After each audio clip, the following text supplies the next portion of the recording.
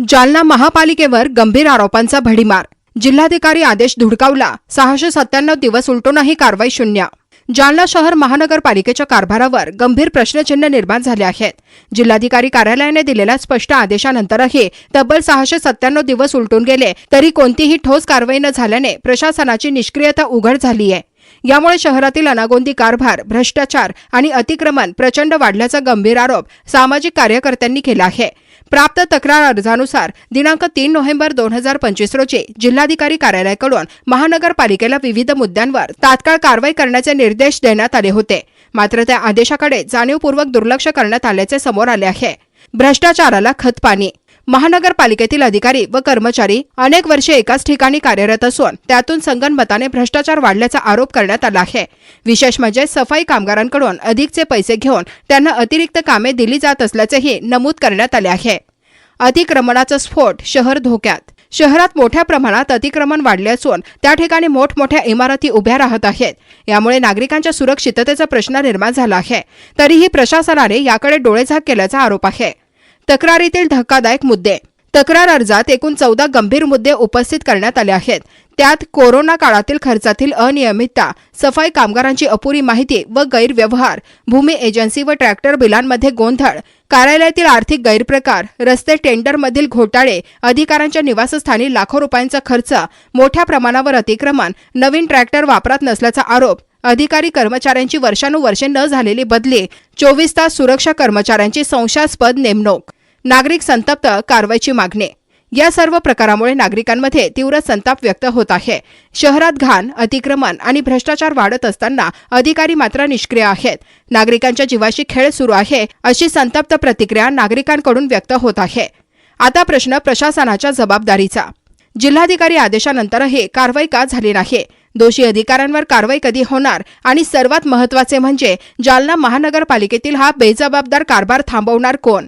नागरिकांनी या प्रकरणात तत्काळ उच्चस्तरीय चौकशी करून संबंधितांवर कठोर कारवाई करण्याची जोरदार मागणी केली आहे। आज मैंने हमारे जो आयुक्त मैडम आए हुए हैं जालना शहर में, तो अब काफी लोगों की इनसे उम्मीद जाग उठी है। जैसा कलेक्टर मैडम का भी काम बहुत अच्छा चल रहा है, अश्मिता मित्तल मैडम का जो 14 मुद्दे जो 3/11/2025 को जो जालना महानगर पालिका में बड़े बड़े घोटाले जो है, एसी से लेके सफाई कामगार से लेके अतिक्रमण से लेके, तो जो 14 मुद्दे पे जो मैडम ने इनको अहवाल मांगे थे महानगर पालिका अतिरिक्त आयुक्त को, तो आज 5 महीने हो गए, इसमें कोई अहवाल पेश नहीं किया गया। क्यों? क्योंकि इसमें सब भ्रष्टाचार है करके। तो आज मैंने आयुक्त मैडम को तकरार दिया। जो आज देख रहे हैं हम, खाली मीटिंग हो रही है महानगर पालिका में, इलेक्शन होके 3 से 4 महीने हो गए, लेकिन ना कोई अतिक्रमण की कार्रवाई हो रही, ना कोई सफाई कामगार पे। क्योंकि यहाँ की जो एएसआई सफाई कामगार जो है, तो एएसआई बने हुए, और इनके यहाँ पॉलिटिशियन कुछ लोग इनके घरेलू होने की वजह से यहाँ हमारे पुराना जालना शहर में टट्टूपुरा, बाजार चौकी, डीपी रोड, अल्फा होटल, यहाँ पे मतलब पूरे जालना में अतिक्रमण का और स्वच्छता का बुरा हाल है, लेकिन खासतौर से हमारे पुराने जालना में। तो आज ये हमारे आयुक्त मैडम ने तात्काल जो कई सालों से यहाँ भ्रष्ट अधिकारी जो बैठे हुए हैं, कुछ अधिकारी हमारे महानगर पालिका में बहुत अच्छे भी है, लेकिन जो कई सालों से यहाँ बैठे हुए, इनकी तात्काल यहाँ से बदली करना चाहिए।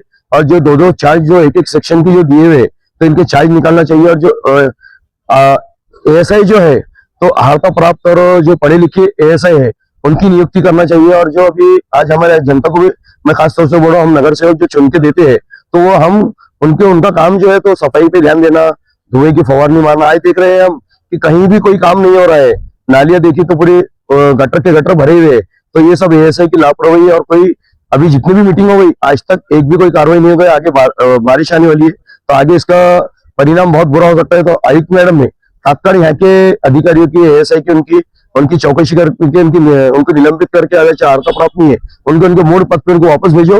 और सफाई की तरफ ज्यादा ध्यान देते हैं, फवारनी वगैरह सब करते हुए।